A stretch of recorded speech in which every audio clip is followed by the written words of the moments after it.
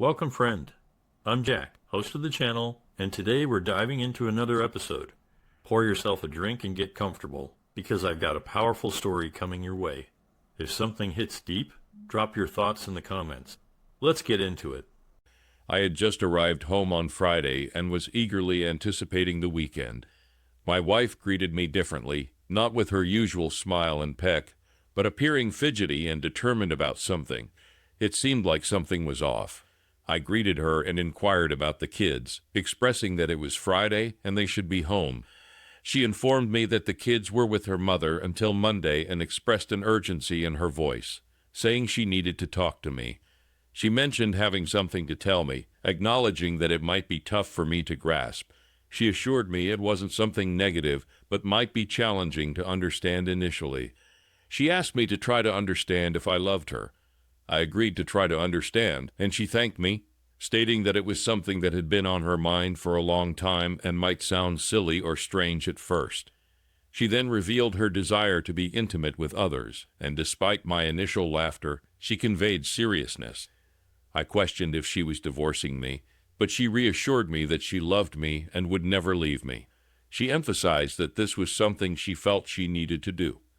As she explained her desire to explore beyond our marriage, anger replaced my initial shock. I expressed my lack of understanding and disagreement with such a decision. She insisted that she was going to do it whether I liked it or not, clarifying that she had never cheated on me and had no intention of doing so. She assured me that she had promised to take precautions and not deny me anything in our bed. However, I wasn't fully present in the conversation, and she noticed my mind was wandering. She emphasized that this had nothing to do with us and made it clear that it was a personal need she felt compelled to fulfill.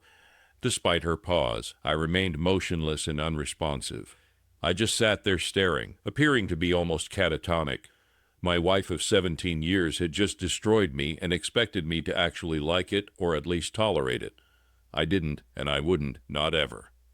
Veronica, my wife, expressed her need for this change, explaining that she was reaching a stage in life where she really needed it. She shared her history of being a virgin when we married and how she had never known another man. She emphasized her desire to explore and understand lovemaking, clarifying that it was only about the physical aspect, not love, except with me. I continued to stare, unable to say anything. The revelation that my wife wanted to explore other men, not just one but multiple, was deeply unsettling. The most shocking part was that she expected me to be okay with it. Veronica urged me to say something, but I couldn't find the words. Instead, I rose and headed upstairs to the bedroom, the one that had been ours. Now, it meant nothing to me. I felt sick and broken spiritually, my body devoid of sensation.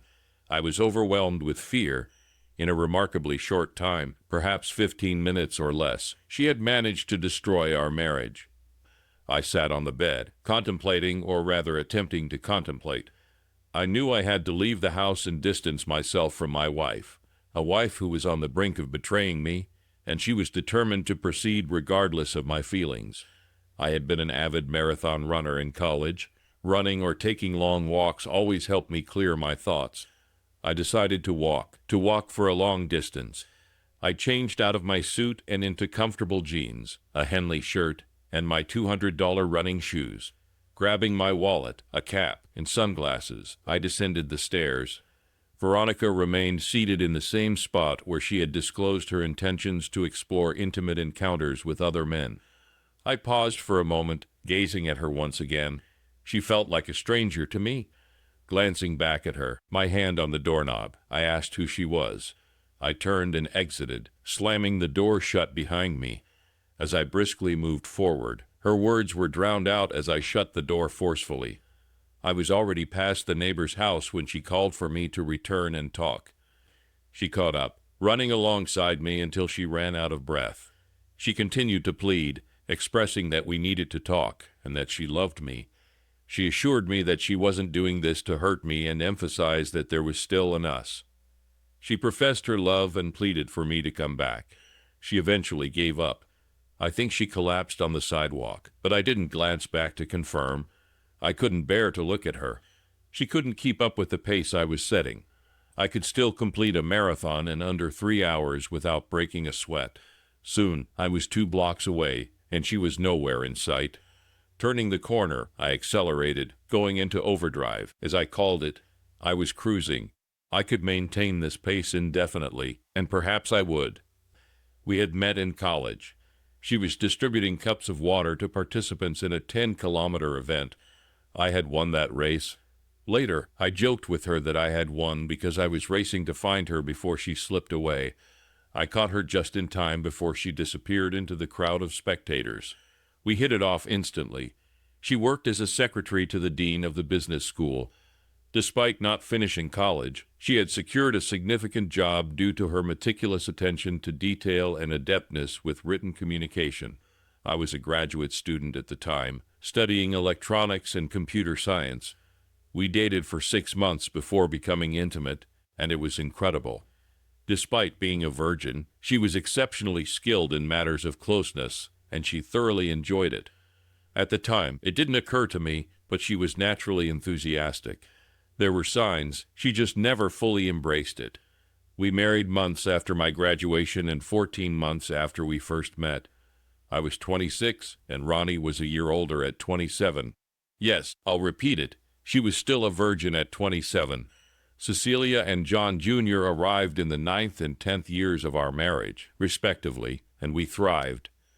Ronnie continued as the dean's secretary, and I worked as a computer systems engineer for Peters Limited, a company involved in cutting-edge military research and development.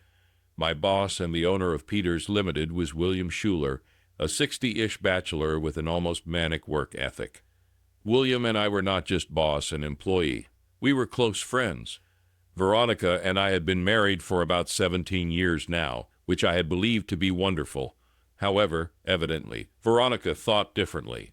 Over the past few months, Ronnie had become somewhat distant, occasionally short-tempered with me and less frequently with the children. This had led to a couple of heated arguments. While being short with me was one thing, I couldn't tolerate it when it came to the children. I considered that she might be going through menopause. I wasn't well versed in female biology, but I was aware of some things. I had intended to look into it more, but I never got around to it. Now, as I walked, I wished I had. Veronica explained to Roberta that she didn't know where Bobby, her brother, was. She mentioned that he had left the house around 5 p.m. on Friday and hadn't been seen since. Expressing her worry and frantic state, Veronica sought guidance from Roberta, expressing concern about Bobby's whereabouts and asking for help. Roberta Mason could have been my wife's twin, and they had more than once been mistaken for sisters. Both had flowing red hair, curvaceous figures, and adorable freckles. Roberta was maybe an inch taller than Ronnie at 5 feet 7 inches, but otherwise they were near clones of each other. However, Bobby had a different personality. She was tough-minded, slow to speak, and less inclined to do so. Still single at age 40, no, she wasn't gay, but she preferred being independent. Roberta Mason inquired about John, expressing surprise that he would behave in such a manner. Veronica shared that they had a disagreement, and John had walked out without talking. Bobby, concerned about the situation, reassured Veronica that Ronnie, presumably her husband, would find John. However, Bobby wanted to know the details of their argument, to which Veronica responded vaguely, stating it was personal and nothing that should have led John to leave. Roberta, a psychologist, commented on the situation, expressing her intention to find out more when they located John. She noted that Veronica had waited too long to call, hinting at sarcasm. Despite their good relationship, Roberta always felt that Veronica was a bit ditzy. Roberta then asked for details about John's departure, including the direction he headed, his clothing, and if he had taken a coat or his car. Veronica provided information about John going east toward Baxter, wearing a dark green T-shirt, jeans, and a Cubs baseball cap. She mentioned that he hadn't taken a coat or his car, expressing concern about the freezing weather. Roberta acknowledged the urgency of the situation and instructed Veronica to stay home and man the phone in case John called. She assured Veronica that she had her cell phone and would keep her informed as she set out to search for John. The road was icy, so Roberta Mason drove under the speed limit. 10 miles out of town, her cell rang, prompting her to pull over to answer it. She learned that John was in Baxter and, expressing concern, decided to head there immediately before hanging up. In Baxter, a town of 150 with few residents, John found himself indifferent to the place, enjoying a hot meal and warmth in his cell. The steel door at the end of the hall clanged open, and although John couldn't see who was coming, the footsteps signaled someone approaching. As the only prisoner, it had to be him. Upon arrival, Roberta questioned John, asking if he was proud of himself. He inquired if Veronica had called her, and Roberta confirmed, revealing that she had already been on the road looking for him. She expressed concern about his actions, pointing out that he had little ones and a worried wife at home. John sarcastically remarked that the kids might be worried, but Veronica wouldn't be. Roberta acknowledged that Veronica hadn't provided much detail, only mentioning a tiff and John's leaving.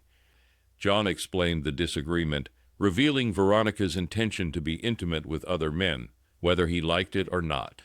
Roberta's face remained composed as John elaborated on Veronica's plans. The guard sympathetically opened John's cell door, and they walked toward the front receiving area. John was informed that he had been bailed out, but needed to return by Friday to plead. The jailer advised him to pay the fine and settle the damages for the bar fight, which involved broken chairs, a damaged table, and a broken mirror. John agreed, acknowledging the logic of the advice. During the 2-hour-plus drive back, Roberta questioned John about the bar fight. After he shared his story, she remained silent for some time and then began her analysis. As John's sister, she considered herself his patient and insisted on helping him, noting that women go through changes men can't understand, attributing it to hormonal factors that can induce fear and insecurity. I conveyed to Bobby that I wasn't naive, emphasizing that other women don't engage with other men to improve their situations. I spoke with conviction, asserting my position. Bobby countered, sharing a statistic that 60% of men and 40% of women engage in extramarital affairs, contributing to the high divorce rate. She suggested that Veronica might be going through such a phase and needed my support. As I started to respond, she raised her hands to stop me. She clarified that she wasn't advocating for letting Veronica be intimate with other men. Instead, she urged me to talk to her, hold her hand, and guide her through this challenging period. Bobby emphasized that Veronica needed my strength and support. I expressed my willingness to do anything to help Veronica, with the condition that if she allowed another man to be intimate with her, our relationship would be over without any exceptions.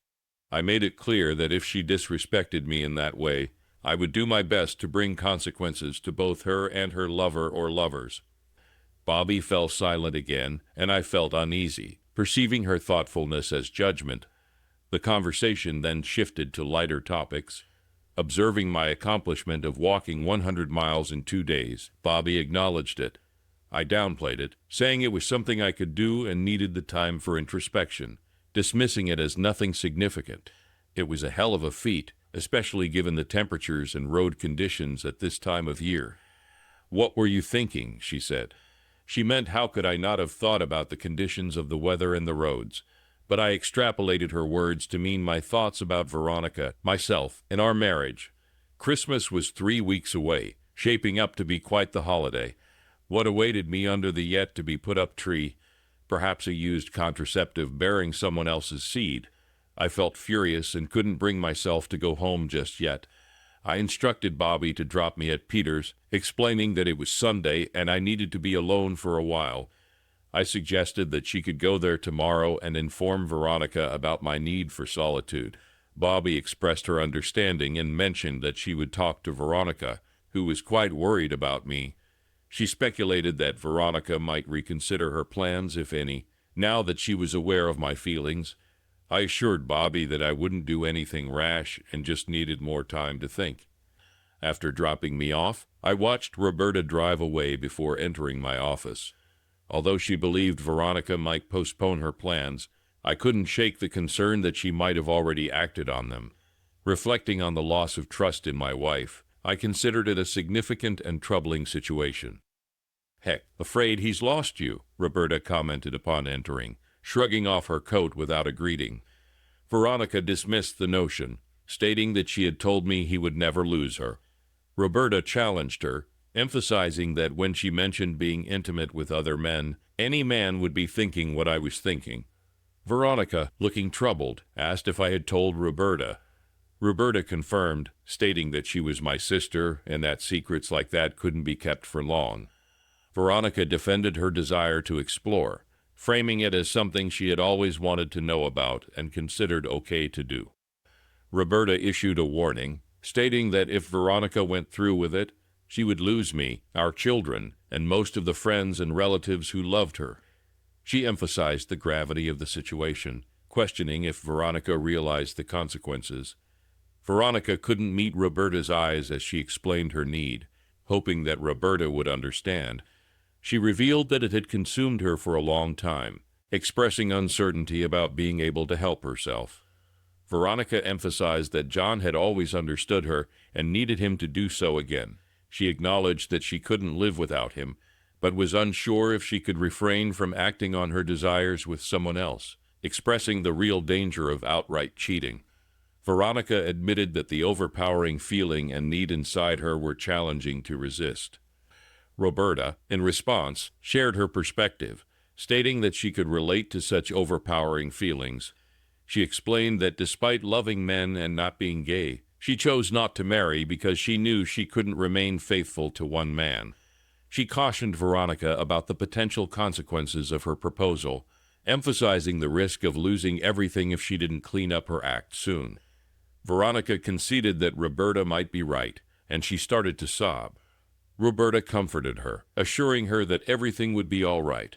She offered to stay with Veronica for the night and promised to be there the next day when John returned, ready to referee the situation. Roberta expressed gratitude for Veronica's acknowledgement and advised her to give up the idea of being with other men. She emphasized the importance of convincing her husband that he had nothing to fear, recognizing it as a challenging task. Veronica nodded, allowing herself a small smile, though Roberta missed the slight narrowing of her eyes in response to the last words. Realizing that obtaining her husband's approval was unrealistic, Veronica faced a decision: either abandon her plans entirely or persuade her husband otherwise. These were two distinct choices, but her priority was winning him back, as her love for him remained undeniably true. For the first time since his abrupt departure, Veronica felt a sense of clarity. Answers were within reach. She would soon find out. The following morning, I woke up on the office couch feeling a bit stiff. The lengthy walk and less than ideal sleeping conditions had taken a toll. While accustomed to marathon distances for time, military-style endurance walks were a rarity for me, especially in the last decade. Yet, I was somewhat proud that I hadn't lost my touch not yet. I parked in front of the house a little after 10 a.m., knowing Cecilia and John Jr. would be at school. Veronica opened the door, embracing me tightly. Her relief at my return was palpable. My wife expressed relief, assuring me that she was no longer worried and asking me to forget everything she had said earlier. She admitted to being an idiot and mentioned having a conversation with Bobby, who helped her understand. I remained cautious, my suspicion lingering as she seemed to have abandoned something she adamantly refused to discuss just a few days prior. I acknowledged her statement with a guarded response, hoping she meant it. Entering the kitchen, I noticed Bobby sitting at the table, sipping her tea. I greeted her and questioned if she was there to support my wife's story. Bobby confirmed that they had talked extensively and expressed hope that we could get through the situation, describing it as a dumb female head trip. Despite the reassurances, something felt off, and I found myself in quite a predicament, lacking trust in my wife. I nodded, hesitant to take anything for granted. Despite Bobby's insight, she hadn't witnessed or heard Veronica like I had during the Friday confrontation. Over the next few days, Veronica worked hard to reassure me. I was almost starting to buy into Bobby's explanation of a dumb female head trip. Then came Thursday, a peculiar phone call with background noises. I didn't mention it to Veronica, but figured out the words. Call cell, call my cell. Upstairs, I found her cell on the dresser, checked the call history, noted 6 unknown numbers, and felt lucky. With my military background, I knew uncovering the identities behind those numbers would be easy. Illegal, yes, but my boss had used his clearance for a similar situation. It had been a year. Now it was my turn. This wasn't a no-fault state. If I caught her with evidence, she was mine. Feeling confident that night, the lovemaking was more than good. She had certainly turned things around in the past 6 days. I hoped I wouldn't have to give it up anytime soon. Arriving early in the lab, I aimed to catch Tim before he headed into the field. Tim, our systems installer and field technician, shared a camaraderie with me, fueled by numerous brews as we cheered for our alma mater, Ohio State. I called out to Tim as he passed by, asking if he had a minute. He halted on his way out and agreed to come into my office when I mentioned having a problem and needing his help. In my office, Tim settled into a chair, and I took a seat beside him. I brought up the incident from last year when Mr. Peters had him do some snooping. Tim became suddenly attentive, expressing concern about my involvement in a similar manner. I explained that I had reasons to be concerned and asked if he could assist me. Tim agreed to help but warned of the risks, emphasizing that I should be certain. I nodded and assured him that if I had anything, I would contact him, requesting that he not discuss it, even with me. He agreed, suggesting that I do some spot checking over the next month and then get back to him. I handed him some phone numbers pulled from my wife's cell, admitting that I didn't know them and that it might be nothing, but it could also be significant. Tim acknowledged that it was a good place to start and noted that it wasn't illegal if my name was on the account, which I confirmed. Reflecting on my wife's actions, I recognized that she had underestimated my tech savviness and connections in the field. If she intended to cheat, her chances of escaping were slim unless she could completely allay my suspicions. It seemed like a precarious strategy, but perhaps her only option.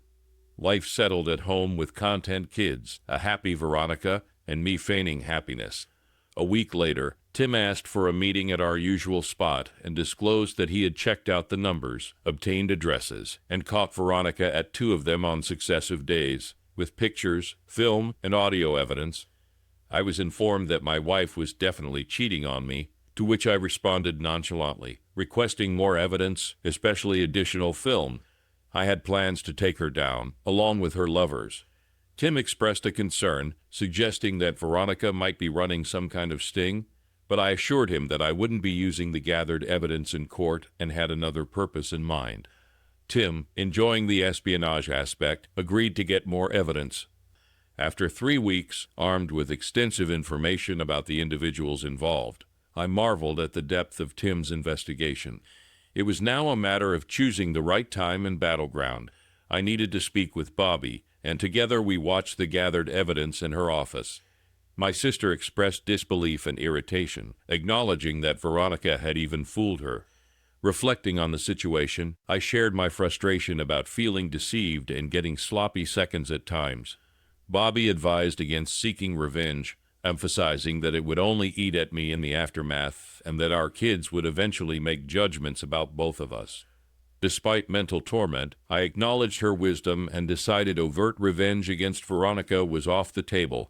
However, I contemplated retaliating against her lovers, believing that if executed properly, it would make her incredibly unpopular in no time. As it turned out, she had 5 lovers, not 6. The additional number I obtained was a wrong dial to her cell. 4 of her liaisons were married, all with underage children. 2 were individuals whose careers I could significantly jeopardize with minimal effort. One a state politician, the other a priest. Veronica had ventured into deep trouble. The influence of a woman's intimacy drive had undeniably corrupted her. My sister's choice to remain single for so long suddenly made sense. Veronica would have been better off doing the same. My primary concern was for the children of the cheaters and, of course, my own. Mine would stay with me. There would be no compromise. While Veronica would have open-ended visitation, no boyfriends would be allowed near them. Otherwise, I would grant her the house but claim everything else, relocating myself and the children to a lovely 3-bedroom condo near their new elementary school. It was time for war. A tech-savvy friend blurred my wife's face in 5 damning videos and crafted copies for the wives and significant others of the 5 individuals. 2 additional copies were sent to a carefully chosen television station to expose the priest. I contemplated suing the culprit, but that would have left Veronica vulnerable in court, and I needed to safeguard her to some extent for the sake of my children. I was partially heeding Bobby's advice. The thought occurred to me that technology might eventually put an end to extramarital affairs. It was becoming too easy to expose these individuals. On D-Day, I went to work early, staring at my computer set up and ready. 1 double click, and 4 husbands would likely become ex-husbands. While another would find himself singing hymns at a remote monastery, I double-clicked. Hell would soon break loose.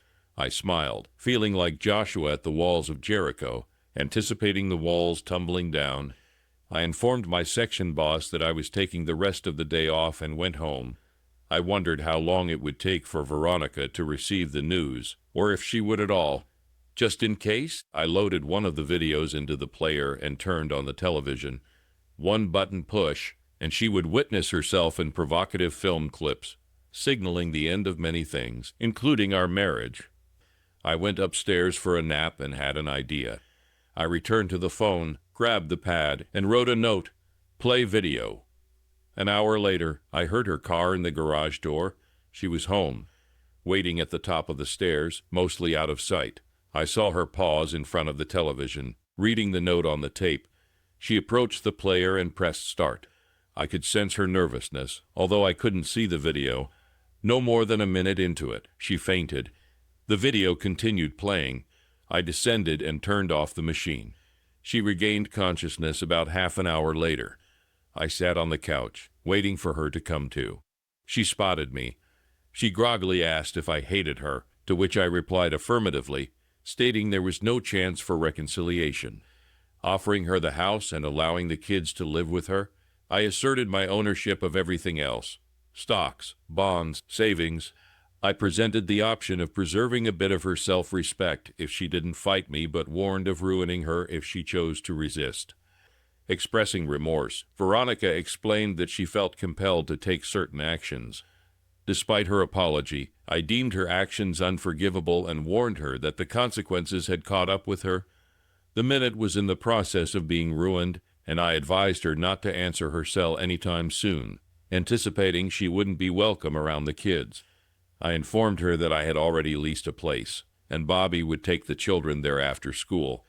Although she would have visitation rights, I made it clear that none of her male friends were welcome. She nodded in understanding. To her credit, she hadn't started crying or making excuses, anticipating the tears would come about 2 minutes after I left. I proceeded to leave. Now, all the married individuals were divorced by their wives and taken to the cleaners. The priest was reassigned, but I never found out where. The politician is now selling used cars. Maybe. Veronica still works for the dean and sees the children often. It was challenging to help them understand why Mommy no longer lived with us, but somehow we got through it. Veronica occasionally dates. Some office friends may set her up, but that's just speculation. I know for a fact that the idea of promiscuity no longer appeals to her. She'll be with us at Christmas. She's still family, but she acknowledges she made a significant mistake and has the decency not to push it with me. Love-making, it can be such a destroyer. Second story. I've been married to my wife for 4 years, having dated for 2 before getting married. Although we are still relatively new to marriage, our relationship seemed robust, with no signs of trouble. Our love was genuine, and we built a foundation of trust during our courtship. I am 30, and she's 26. The incident that exposed my wife's infidelity happened on July 4th during a party organized by her friend. Let me provide some context before discussing the incident itself. About a week before July 4th, my wife mentioned her friend's July 4th celebration, and we usually have a reliable babysitter for our 3-year-old. We usually inform the sitter in advance about our babysitting needs. For this specific July 4th event, my wife informed me that she had contacted the babysitter, who mentioned her schedule would be packed and she couldn't make it. I was disappointed because spending time with my wife had become rarer since we had our baby.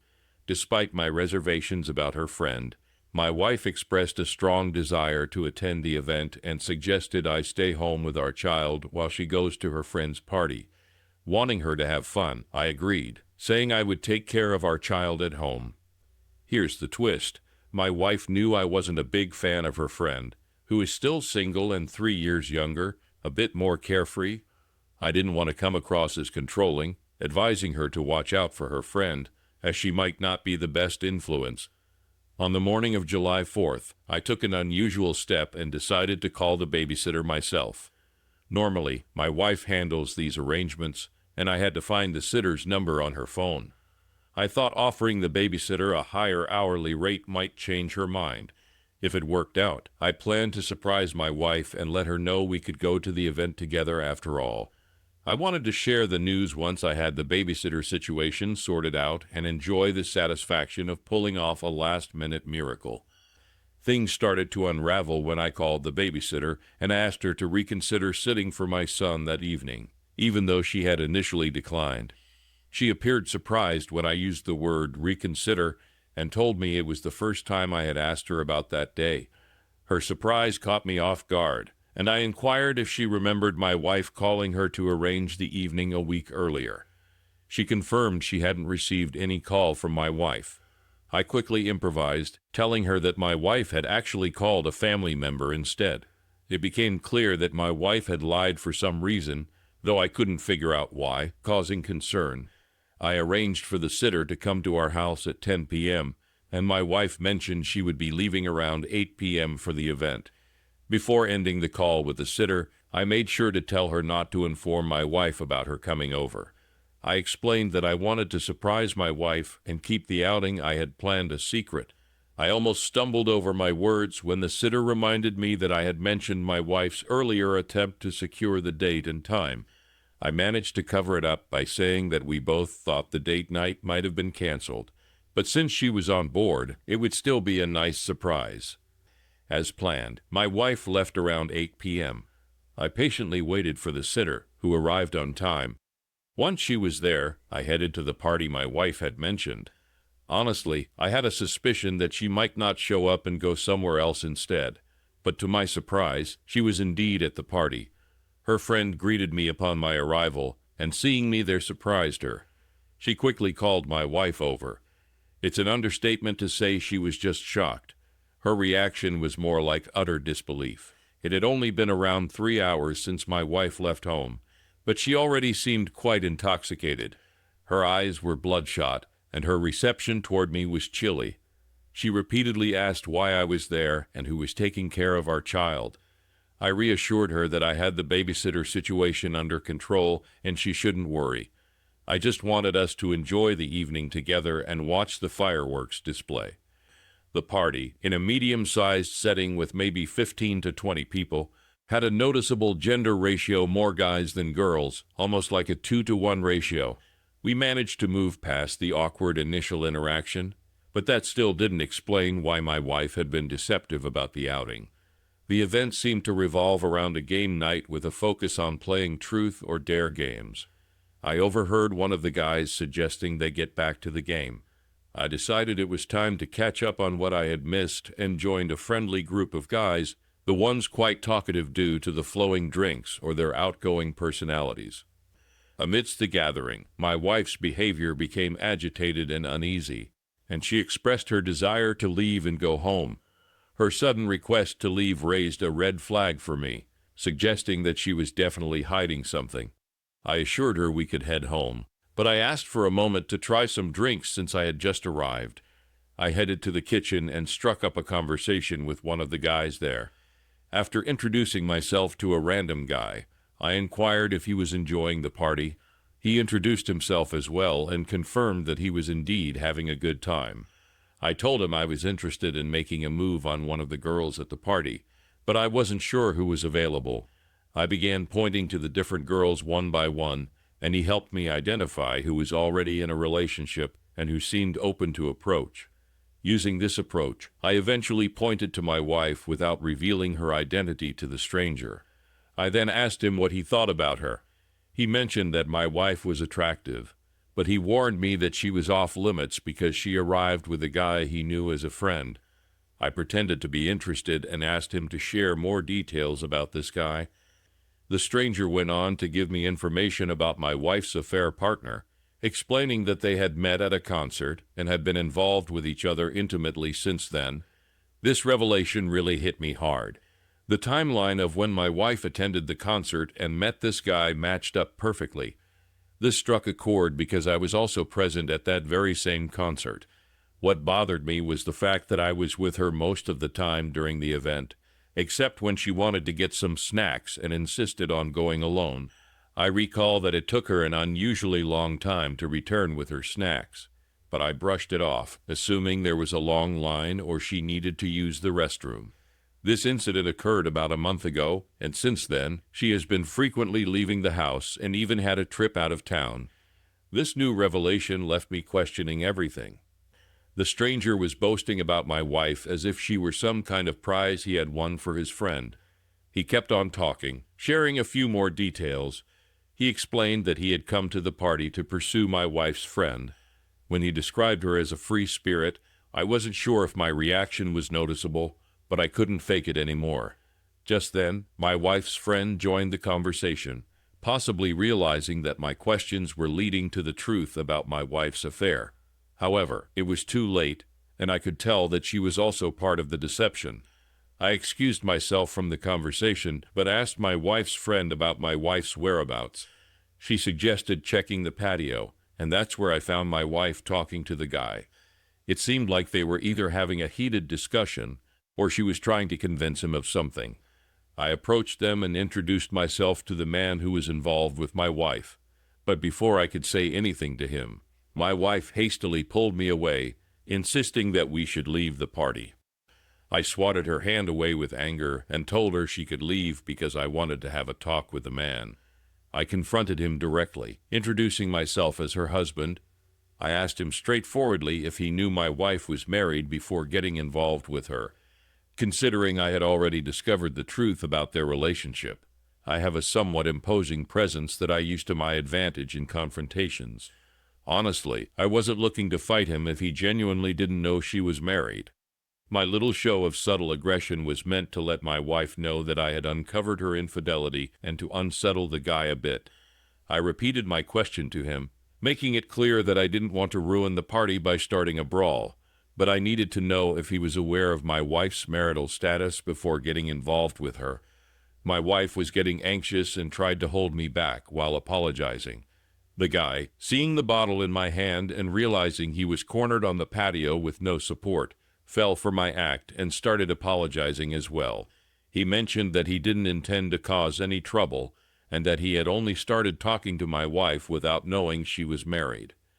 I inquired about the number of times they had been together, and he gave a response. I simply wished him a good night and walked away. I hopped in my car and drove back home. I told my wife that I wanted a divorce.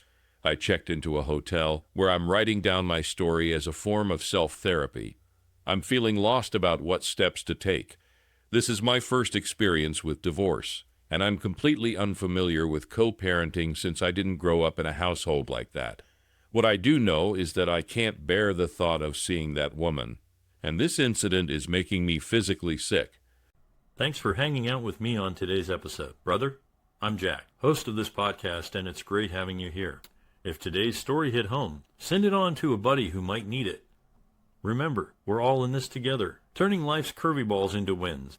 If you have an opinion or story to share, then drop a line in the comments section. Don't forget to subscribe and hit the bell so you don't miss out. Until next time, keep your chin up and keep pushing forward. Stay strong, folks.